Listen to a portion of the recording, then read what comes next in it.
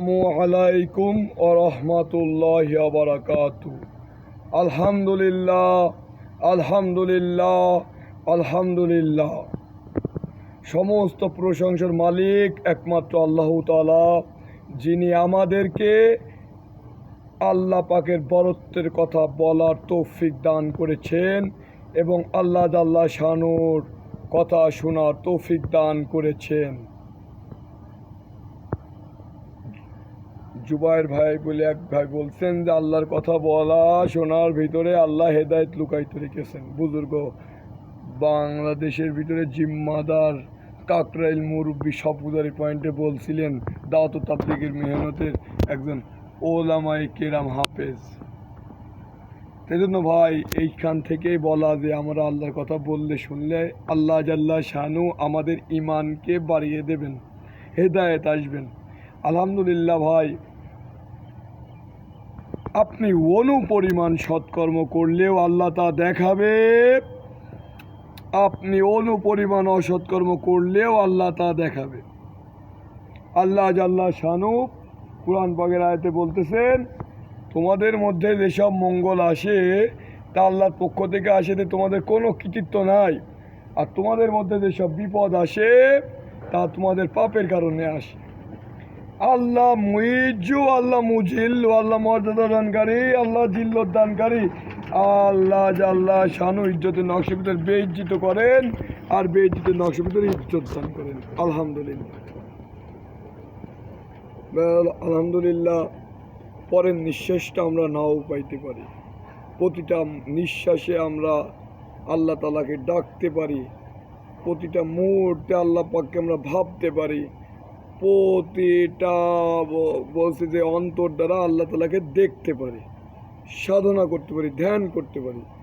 আলহামদুলিল্লাহ, আল্লাহ আল্লাহ শানু আমাদেরকে যে এক বিশাল মহামূল্যবান কালিমা দান করছেন, লা ইলাহা ইল্লাল্লাহু মুহাম্মাদুর রাসূলুল্লাহ সাল্লাল্লাহু আলাইহি সাল্লাম, যে আল্লাহ ছাড়া কোনো মাবুদ নাই আর মুহাম্মদ সাল্লাল্লাহু আলাইহি সাল্লাম আল্লাহ তাআলার রসুল। এই কালেমার উদ্দেশ্যটা আল্লাহ থেকে হয়, মাখলুক থেকে হয় না। সমস্ত কিছু সৃষ্টিকর্তা স্রষ্টা আল্লাহ তাআলা। আমাদের মাথার উপর এক বিশাল আসমান, এই আসমানকে আল্লাহ আল্লাহ শানু বিনা খুঁটিতে ঝুলিয়ে রাখছে। এই পানির ওপরে জমিনটাকে ভাসিয়ে রাখছে। অসংখ্য গাছপালা আল্লাহ আল্লাহ শানু সৃষ্টি করেছেন। আর এই সমগ্র সৃষ্টির একমাত্র অভিভাবক, একমাত্র জিম্মাদার, একমাত্র পরিচালনাকারী, একমাত্র তত্ত্বাবধানকারী, একমাত্র রিজিক দাতা, একমাত্র হেফাজতকারী, একমাত্র প্রকৃত বাদশাহ, সমগ্র জগতের বাদশাহ আমার আপনার আল্লাহ তাআলা, যিনি আহাদ, যিনি ওয়াহিদ, যিনি কদির, যিনি মুক্তাদিরু, যিনি ছিলেন, আছেন, থাকবেন। আমি, আপনি, আসমান, জমিন, চন্দ্র, সূর্য, গ্রহ, তারা, নক্ষত্র কোনো কিছুই ছিলাম না এক সময়, এখন আছি, এক সময় থাকবো না। ঠিক আখিরু, যখন কেউ ছিল না, কিছু ছিল না, তখন আল্লাহ ছিলেন। যখন কেউ থাকবে না, কিছু থাকবে না, তখন আল্লাহ থাকবেন।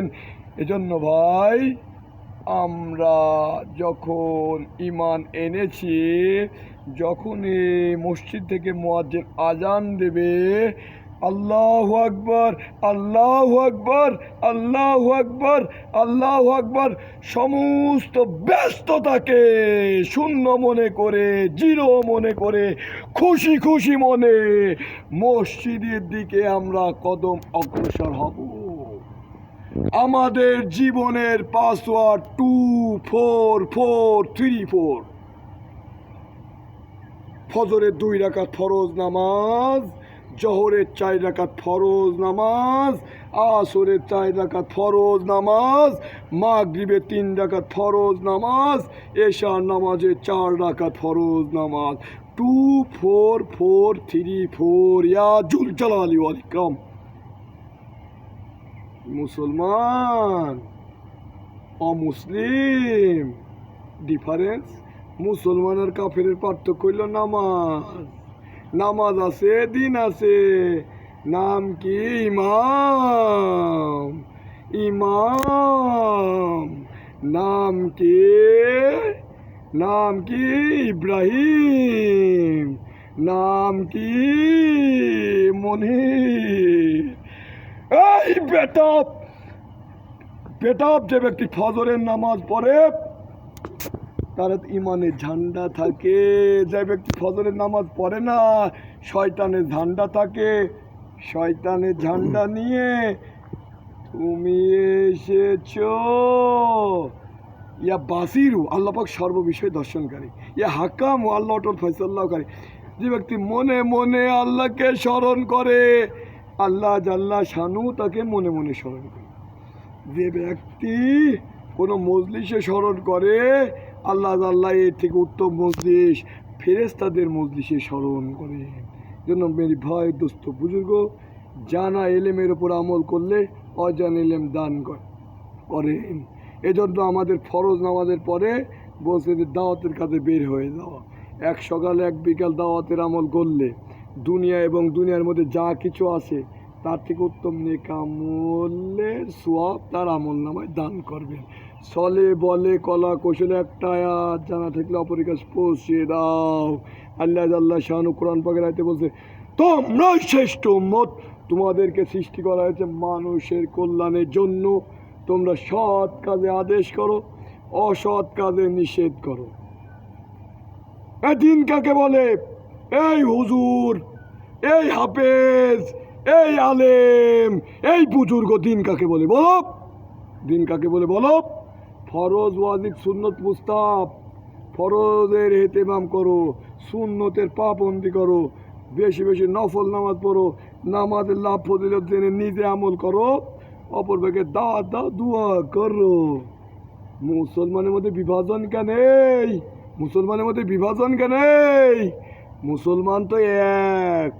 তোমার আবার সবচেয়ে বড় পরিচয় হুজুর আকরাম সাল্লাল্লাহু সাল্লামের উম্মত। আমরা মুসলমান সব এক হতে হবে।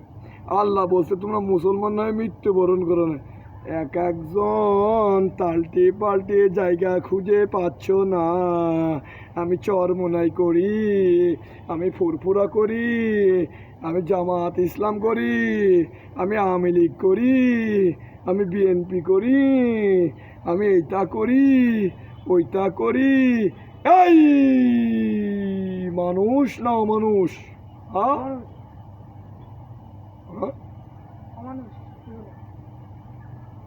আমাদের পরিচয় আমরা রাসূলুল্লাহ সাল্লাল্লাহু আলাইহি সাল্লামের উম্মত। এইটা আমাদের সবথেকে বড় পরিচয়। তুমি মণ্ডল, তুমি জুয়ারদার, তুমি মল্লিক, তুমি এই গোষ্ঠী ওই গোষ্ঠী। এই বেটা, আল্লাহ পাক কোরআন পাকের আয়াতে বলছে আমি মানব এবং জিনকে সৃষ্টি করিয়াছি একমাত্র আমার ইবাদত করার জন্যে। হ্যাঁ, হাসবি আল্লাহু লা ইলাহা ইল্লাহু আলাইহি তাওয়াক্কালতু ওয়া হুয়া রাব্বুল আরশিল আযীম। হাসবি আল্লাহু লা ইলাহা ইল্লাল্লাহু আলাইহি তাওয়াক্কালতু ওয়া হুয়া রাব্বুল আরশিল আযীম। মুসলমান এইখান থেকে মারবো ৮০,০০০ মাইল দূরে থাকলেও ফুটো হয়ে যেতে হবে। আউযু বিল্লাহিল আযীম বিওয়াজহিল কারীম ওয়া সুলতানিহিল কদীম মিনাশ শাইতানির রাজীম। বিসমিল্লাহির রহমানির রহিম। আল্লাহু লা ইলাহা ইল্লা হুয়াল হাইয়ুল কাইয়্যুম লা তাখুযুহু সিনাতুন ওয়া লা নাওম লাহু মা ফিস সামাওয়াতি ওয়া মা ফিল আরদ মান যাল্লাযী ইয়াশফাউ ইনদাহু ইল্লা বিইযনিহি ইয়ালামু মা বাইনা আইদিহিম ওয়া মা খালফাহুম ওয়া লা ইউহিতুনা বিশাইইন মিন ইলমিহি ইল্লা বিমা শাআ ওয়াসি'a কুরসিয়ুহুস সামাওয়াতি ওয়াল আরদ ওয়া লা ইয়াউদুহু হিফযুহুমা ওয়া হুয়াল আলিয়্যুল আযীম। ৪১ বার যে ব্যক্তি পড়বে আয়াতুল কুরসি তার ঈমানে কিনে দুর্বলতা দূর হয়ে যাবে। সুবহানাল্লাহ, সুবহানাল্লাহ। দৈনন্দিন ৪১ বার যে ব্যক্তি আয়াতুল কুরসি পড়বে তার ঈমানে কিনে দুর্বলতা আল্লাহ দূর করে দেবেন। প্রত্যেকটা নর নারীর জন্য দিনই এলেম শিক্ষা করা ফরজ। এলেম শিখতে হবে। বিশ্বজোড়া পাঠশালা ও সবার আমি ছাত্র নানানভাবে জিনিসগত শিখছি দিবারাত্র। এই মিঠুন যদি আমার কষ্ট না দিত আমি শিখতে পারতাম না। আমার উস্তাদ এই রনি যদি আমার আঘাত না সৃষ্টি করত আমি শিখতে পারতাম না। অমানুষ, হ্যাঁ অমানুষ, এই বেটা অমানুষ, তোমরাই শ্রেষ্ঠ তোমাদেরকে সৃষ্টি করেছে মানুষের কল্যাণের জন্য, তুমি সৎকে তাদের অসৎ কাজে নিষেধ করো। অমানুষ মানুষই নয়। জাহেলিয়াতের যুগে আল্লাহ রাসূলের আসার আগের আবির্ভাবে এই যে বাবা মেয়েকে জীবিত কতল করত, ওই বাবা সাহাবী যখন হয়ে গিয়েছে তখন কুকুর মারা গেছে বলে কান্না কাটছে। মানে এমন জাহেলিয়াতের যুগ, এমন স্বর্ণ যুগে পরিণত হয়েছে। শুধু আল্লাহ রাসূল এসে মানুষদেরকে বলছে, এ লোক সকল বলো লা ইলাহা ইল্লাল্লাহ। এই জন্য আমাদের জ্ঞান অর্জন করতে হবে। আল্লাহ রাসূল আমাদের জন্য কুরআন এবং হাদিস রেখে গিয়েছেন, এই দুটো আমাদের সম্পদ। তো কুরআন এবং হাদিসের জ্ঞান অর্জন করতে হবে। এই জন্য তালিমের হালকায় বসতে হবে, কোরআন শিখতে হবে। কোরআন আলো, নূর, ইয়া নূর, আল্লাহ আলো দানকারী। তালিমের হালকায় বসতে হবে। আলহামদুলিল্লাহ ফাজাইল আমাল একটা কিতাব আছে, মুনতাখাব হাদিস আছে, ফাজাইল সাদাকাত আছে। এগুলো তবলিগ জামাতের মধ্যে এগুলো পড়া লাগে, এগুলোর হালকায় বসতে হবে। বিভিন্ন উলামাদের, লোকমান হাকিম তার সন্তানকে বলছে, এই বেটা উলামাদের মজলিসে বেশি বেশি বসিও, মূর্খের সাথে বন্ধুত্ব করিও না। যে আল্লাহকে ভয় পায় সে প্রতিশোধ নেয় না। ক্ষমা মহৎ গুণ, যে গীবত করে তার নেকি বরবাদ হয়ে যায়। যে ব্যক্তি নেক আমল করার পরে অহংকার করে তার নেকি ধ্বংস করে দেন। লজ্জিত হওয়ার পরে যে নিজেকে নিজের গুনার জন্য উত্তপ্ত হয়, আল্লাহ তার গুনাহকে মাফ করে দেন। সাল্লাল্লাহু আলাইহি ওয়াসাল্লাম, সুবহানাল্লাহ। এই জন্য আমাদেরকে উলামাদের সাথে মহব্বত করতে হবে। ওলামায়ে কেরাম হইল আল্লাহ রাসূলের আলেম ওলামা, আল্লাহ রাসূলের কি ওয়ারিস। এই জন্য সাহাবীদের কাছে যেমন একজন আলেম, সাহাবীদের কাছে যেমন আল্লাহ রাসূল খুব প্রিয় ছিল, জান দেওয়ার জন্য প্রস্তুত ছিল। আল্লাহ রাসূলের জন্য মা তার সন্তানকে, ছোট বাচ্চাকে বলছে, আল্লাহ রাসূল আপনার জন্য তো আমি কিছু দিতে পারলাম, আমার বাচ্চাটা গেলাম যুদ্ধের ময়দানে, জানে আমার এই বাচ্চায় কিছু হবে না, আপনি এই বাচ্চাটা ঢাল হিসাবে ইউজ করেন।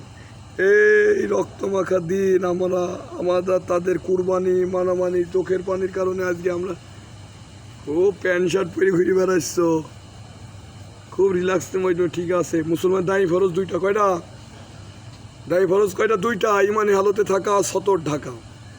অধীনস্থ মহিলাদেরকে পর্দায় রাখা। বেপর্দা নারীরা জান্নাতে প্রবেশ করবে না।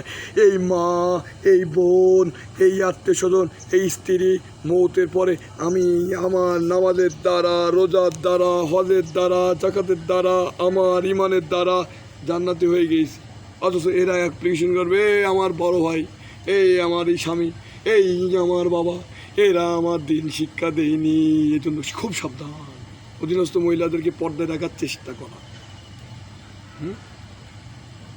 সাহাবীদের ঘটনাগুলো পড়তে থাকা, ডে বাই ডে, অল্প এলেম লাভ ফজিলত জেনে নিজের আমল করবো, দোয়া করবো, দাওয়াত দেবো। আর জিকির, জিকির আল্লাহ তাআলার সবচেয়ে বড় জিকির হলো কালিমা বলা, লা ইলাহা ইল্লাল্লাহু মুহাম্মাদুর রাসূলুল্লাহ সাল্লাল্লাহু আলাইহি ওয়াসাল্লাম।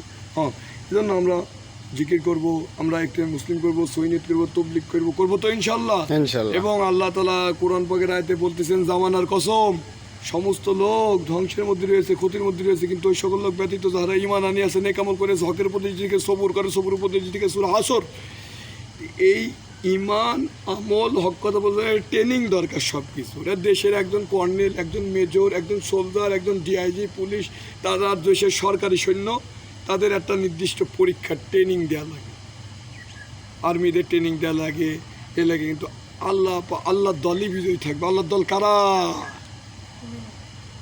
হ্যাঁ, ইজ্জত সম্মান আল্লাহ রাসূল মুমিনদের জন্য। এই জন্য একটা ট্রেনিং লাগবে। আল্লাহ রাব্বুল আলামিন দয়া করে, মায়া করে, মেহেরবানি করে এখনও একটা কাজ চালু রাখছে সারা পৃথিবীর, বিশ্বের ভিতরে। এই কাজের ভিতরে নিজের জানমাল সময় কুরবানি করে নিজের ইমান একিনে দরজায় পৌঁছে নেকামল করে দুনিয়াটা জিন্দগিটা অনেক সুন্দর করা যায়। আমরা করবো তো ইনশাল্লাহ। এই জন্য ইউসুফ সাহেব রহমতুল্লাহ বলতেছেন দাওয়াত তবলিগের কাজের প্রথমে গিয়ে চাপ 4 মাস আল্লাহ রাস্তায় সফর করো, মুর্শিদাবাদে মেহনত 5 কাজ করো, ঘরের মধ্যে 5 কাজ করো, আর বছর 40 দিন সফর করো। আমরা করবো তো ইনশাল্লাহ। এটা সবচেয়ে প্রাইমারি স্টেপ। এক ভাই বুজুর্গ বললেন যে এই বর্তমানে তারাই বাঁচবে যারা বেশিরভাগ তাদের দিল লটকে রাখবে মসজিদে এবং যারা আল্লাহ রাস্তায় বের হবে। এই ফেতনা জামানা, এটা ফেতনা চলতেছে যেই সমাজের মধ্যে, যেই সংসারের মধ্যে, যেই দেশের মধ্যে, যেই গ্রামের মধ্যে, যেই পোস্টের মধ্যে মেয়ে তার বাবাকে হত্যা করতেছে।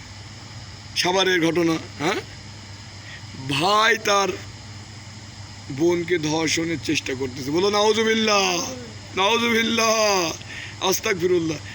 আমরা গুনাহগার, আল্লাহ গফুরুর রহিম। আমরা গুনাহগার, আল্লাহ রাসূলের গুনাহগার উম্মত, আল্লাহর গুনাহগার বান্দা, আল্লাহর কাছে ক্ষমা চাবো। আস্তাগফিরুল্লাহ আলহামদুলিল্লাহ কতক্ষণ বলবো? সারাক্ষণ আস্তাগফিরুল্লাহ আলহামদুলিল্লাহ বলতে থাকবো। ওপর একটু উঁচু কি বলবো? আল্লাহু আকবার বলা সুন্নত। একটু ওপরে আল্লাহু আকবার বলা সুন্নত, একটু নিচে সুবহানাল্লাহ বলা সুন্নত, আস্তাগফিরুল্লাহ আলহামদুলিল্লাহ বলা যায়। কতক্ষণ? সারাক্ষণ ডাকাডাকি, ভাবাভাবি, দেখা দেখি। এই জন্য আমরা মাসনুন দেওয়াগুলোরও এহতেমাম করবো। ঠিক আছে না ইনশাআল্লাহ? তাহলে আমরা জানা এলেমের উপর আমল করলে আল্লাহ জানা এলেম দান করেন। এই জন্য আমরা সফরে বের হয়ে যাব যত দ্রুত সম্ভব। ইনশাআল্লাহ। আসসালামু আলাইকুম ওয়া রাহমাতুল্লাহি ওয়া বারাকাতুহু। সুবহানাল্লাহি বিহামদিহি, সুবহানাকাল্লাহুম্মা বিহামদিকা, আশহাদু আল্লা ইলাহা ইল্লা আনতা, আস্তাগফিরুকা ওয়া আতুবু ইলাইক। সুবহানাকা রাব্বিকা রাব্বিল ইজ্জাতি আম্মা ইয়াসিফুন ওয়া সালামুন আলাল মুরসালিন, আলহামদুলিল্লাহি রাব্বিল আলামিন। আমিন আমিন আমিন।